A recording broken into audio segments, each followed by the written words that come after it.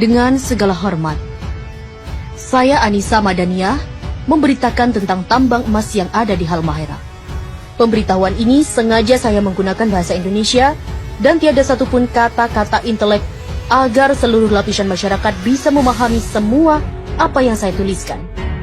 Perlu kalian ketahui bahwa tambang emas yang paling terbesar di seluruh Indonesia tempatnya bukan di Papua, tapi tempatnya berada di Halmahera, Maluku Utara. Tambang emas itu milik negara kita. Artinya, emas itu hanya milik negara.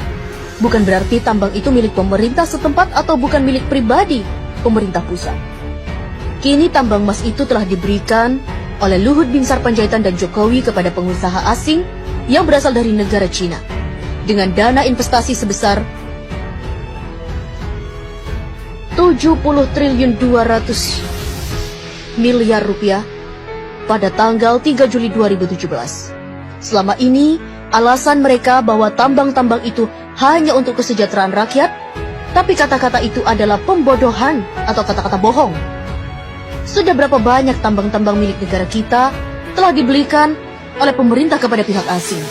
Harusnya seluruh rakyat Indonesia telah menjadi milioner, yang sekolah digaji, yang berobat ke rumah sakit pasti gratis karena setiap jiwa telah menjadi miliuner.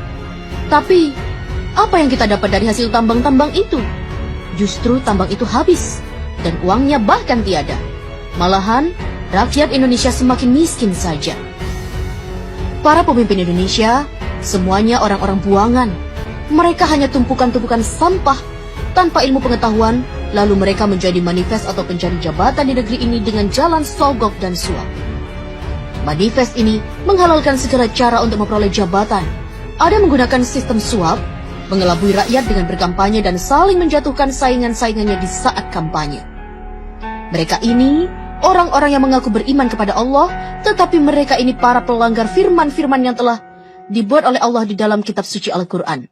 Bahkan, mereka-mereka ini tidak menguasai ilmu pengetahuan dasar, dan mirisnya adalah gelar mereka dapat dari hasil membeli atau menebus di sebuah universitas. Sehingga mereka membuat kerusakan pada negeri ini. Bahkan, mereka pun sangat berani merusak bumi ini. Maluku Utara adalah provinsi yang paling terkaya di bumi pertiwi ini. Akan tetapi, warganya dimiskinkan secara sengaja.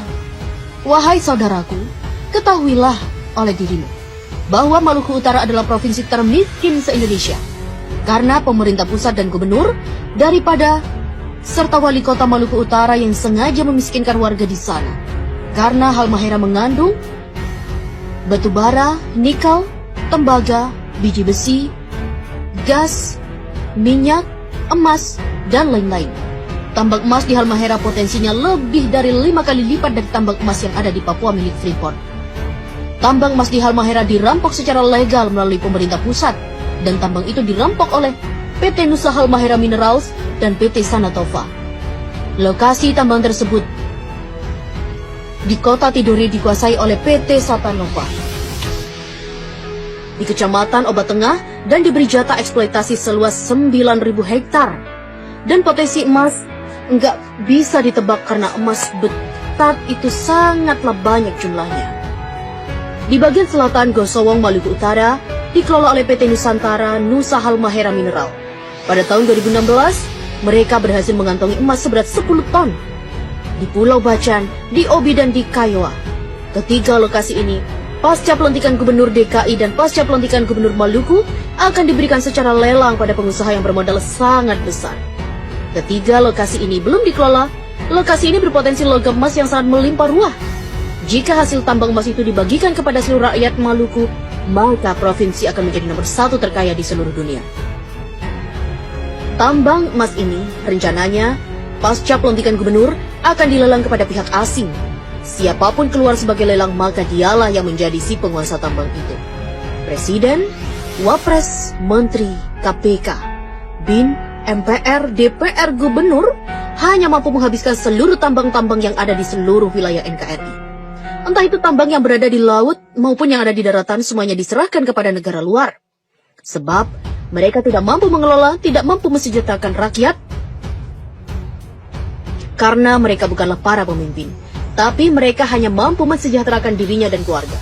Partainya dan pengusaha asing karena mereka adalah para pengkhianat negara dan mereka adalah perampok yang sesungguhnya. Wahai saudaraku, apabila Presiden Republik Indonesia dan rombongannya mengunjungi provinsimu, itu tandanya sumber daya alam yang ada di sana akan segera dirampok untuk diberikan kepada negara adidaya dan uangnya hanya untuk mereka-mereka saja. Bahkan mereka selalu berhutang pada negara lain dan bahkan mereka mencari para investor asing sebanyak-banyaknya. Hal ini bertujuan hanya mencari kekayaan pribadi mumpung mereka masih menjabat sebagai yang disebut di atas. Saya Anissa Madania, putri Indonesia yang tidak takut terpenjara dan tidak pernah takut untuk mati. Wassalam. Mohon diviralkan biar sampai ke tangan para pejabat yang amanah. Dan bahkan mereka-mereka ini tidak menguasai ilmu pengetahuan dasar dan mirisnya adalah gelar mereka dapat dari hasil membeli atau menebus di sebuah universitas.